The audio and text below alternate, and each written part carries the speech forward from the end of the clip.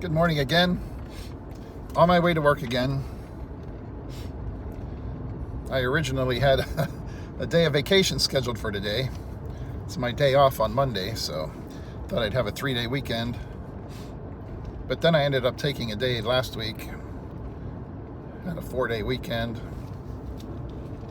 And this coming Saturday, I took a day of vacation. We're going to go down to West Palm Beach and see Mamma Mia, which I've seen, I think, 5 or 6 times. And my wife has never actually seen the stage show, which, in my opinion, is an infinitely better experience than the movie was, you know. As an ABBA fan from a very young age, I like them. You know, I like their music. Some people don't, but the stage show is a lot of fun. So I decided, especially since we had off for Juneteenth on Wednesday, you know, I figured I'd save that day of vacation and go ahead and work today. But I was thinking about the cost of living, which is a topic a lot of people are thinking about these days. I watched this one channel on YouTube by a guy named Michael Bordenero, and he's always walking around Miami talking about things. He used to be in real estate, and he's got a pretty big YouTube channel. Most of his videos basically are just pointing out how bad things are. You know, the kind of BS numbers that the government gives you to try and make you feel good about how the economy is doing when there's so many indicators that say it's not. But somebody commented on one of my videos yesterday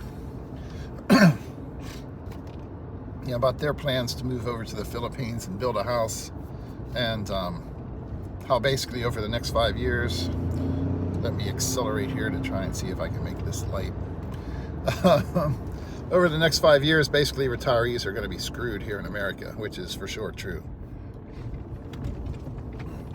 And that's one of the reasons why so many people want to move to the Philippines. You know, that wasn't one of my original plans in life. I hadn't actually set out to, you know, with a goal of moving overseas somewhere. I thought about it in my younger days, and maybe I would do that someday. But for me, the motivation in going over there is because I ended up married to someone who is from there, and then I got over there and kind of fell in love with the place, you know. And so for me, it's more of a family thing. But certainly can't be argued with it. It's going to be cheaper over there. But the reason I got to thinking about it too, though, you know, we're in contract negotiations at the post office right now with you know, the National Association of Letter Carriers. The contract we were working under before expired like last May, I think. So over a year now we've been working without a contract. But as federal employees, you know, critical part of American infrastructure, we're not allowed to strike, you know, like some people are. You know, UPS or people like that can go on strike. It would be nice to think with the you know, some of the stuff they got in their contract at UPS and similar things that we might end up with something kind of decent. On the other hand, wouldn't want to see them give us too much to the point where then they start closing things and, you know, getting rid of people. So, yeah, that's kind of what they did at UPS. They got a nice raise, but they started closing some stuff and laying people off. So that's not very useful, you know. On the other hand, you look at the price of everything today, the cost of living, and I can't help thinking that you need to get at least another $3-4 an hour just to try and kind of stay even with where we were a year or two ago, you know, in terms of how much it costs to buy groceries and gas. And if you plan on eating out, for sure you're going to need more money. The cost of all this stuff has just gone crazy. They'll show you inflation numbers in the single digits, maybe low single digits, especially if you look at the indicators they use.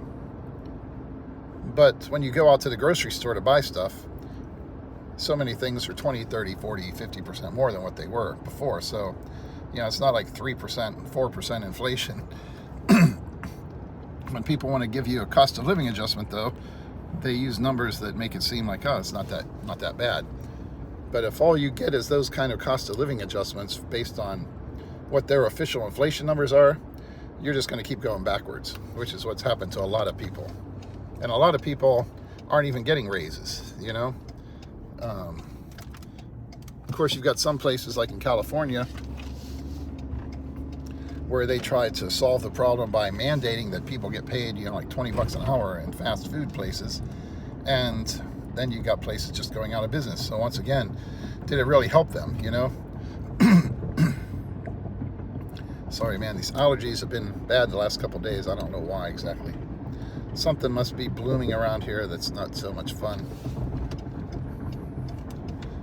But that's the problem today. To really keep up with the cost of living and how things are going, you have to be getting pretty good raises, you know? It's the same with housing. It's just an unsustainable thing. People think they're going to buy houses and get that nice increase in the value, what their equity is worth, and then maybe flip it a few years down the road. A lot of these people, they think they should just be able to, you know, every 4 or 5 years, the cost of their house should double and they can just flip it and make a profit, you know. If that happens, of course, then you have to turn around, unless it's just an investment property, and then go find somewhere else to live, and those places are going to be more expensive to buy. And really, unless everybody in the economy is getting 20, 30, 40% more money every few years, you really can't justify the cost of housing going up 20, 30, 40% every few years. Because how can anybody afford to buy anything? The few people who can, you know, the really like kind of upper few percent that can afford those things, that just drives up the prices well beyond the reach of most people. And that's what we see today. People can't afford to buy a place. And then especially with interest rates the way they are. But that's the thing too, if everybody is getting more money, you know, getting higher wages, or the government sending out checks for COVID or whatever it is, and people having more money to spend and fewer products to buy, or, you know, more people fighting over those same products, the prices are just going to keep going up, which keeps on boosting inflation too. So it's kind of a crazy cycle we're in. And people talk about it eventually correcting, which any kind of a, you know, correction, that's kind of like a polite word to cover a lot of pain that's going to happen for a lot of people. But yeah, it's interesting.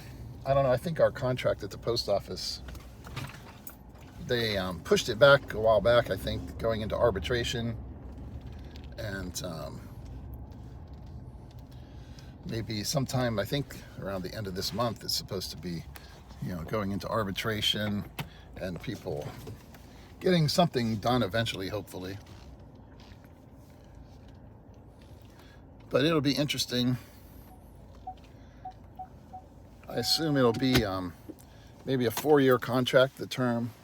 What they'll do, of course, is, you know, even though we're not getting that pay right now, the way they do things is then you get some back pay, you know, and they send you a check. They calculate all the hours you worked between the end of the last contract and the current time, and adjust your wages, you know, look at all, they have to calculate all your overtime and everything and how much money you would have made, and then figure out what the difference is, and then they give you a check, you know, or work it into 1 or 2 paychecks, and you know, catch you up with some back pay, which would be nice. I hope they get that done. If that'll be nice if that hits before my wife takes off for the Philippines in October, and she can just take all that money with her to spend in the Philippines. I don't know, but it's not a good situation around here, as that one person commented on my video. For me, I'm at the point right now, a couple small bills left to pay off, and by the time that next contract expires, I assume I'll be retired, you know. A few years down the road, I kind of think in my mind maybe like January of 2028, just as like a, a rough estimate. I don't know if I'll actually stay that long or not. I'll be a little over 64 years old then. On the other hand, who knows? I may decide to work longer. I hope not, because I've got a house in the Philippines and things I want to do over there, and I don't just want to keep spending forever here at the post office. But if they were to give us a really nice raise over the next, the course of this contract, and get our salary up where it would kind of keep up with things, that would be nice. But that's something that a lot of people don't have, I was talking about that with some of my fellow postal workers the other day. Everybody wants to whine about the post office. And man, you look around and it's not too bad to be working at the post office. I personally, I wouldn't want to start with the post office right now. When I started out, I don't know, it was okay. I'm old school too anyways. I don't like all the new technology that's just spying on you 24 hours a day. Every single step you take where you are, I can live without all that. It's good for the customers in terms of being able to keep track of their packages and stuff. And obviously, especially if they give you a raise, the post office wants to know what you're doing and make sure you're working instead of screwing around. But in the old days, you didn't have all that. You were on your own, which is something I always liked. Just that freedom of being out there on your own, nobody messing with you. And as long as you did your job and got things done on time, nobody really cared, Now it's like every little step is monitored, and they just want to keep an eye on you. But that's that's no different than working anywhere. If you're working at a mall or something, at a shoe store, you've got your manager standing there watching you, keeping you busy all day, finding something for you to do. You're working in fast food. If the manager sees you standing around doing nothing, hey, why don't you go wash that wall, even though it's been washed 3 times that day, So when people are paying you money to work, they expect you to be working, and not just messing around. If you're the kind of person who is out there working anyways, and you don't really need somebody looking over your shoulder to make sure it's done, it gets to be annoying. But that's modern technology today. Anywhere you go, Google and Facebook and everybody know what we're doing. They know when we go to the bathroom. They know what we're searching for. They know what articles we're reading, where we're eating, everything else. So, the idea of privacy and all of that's gone.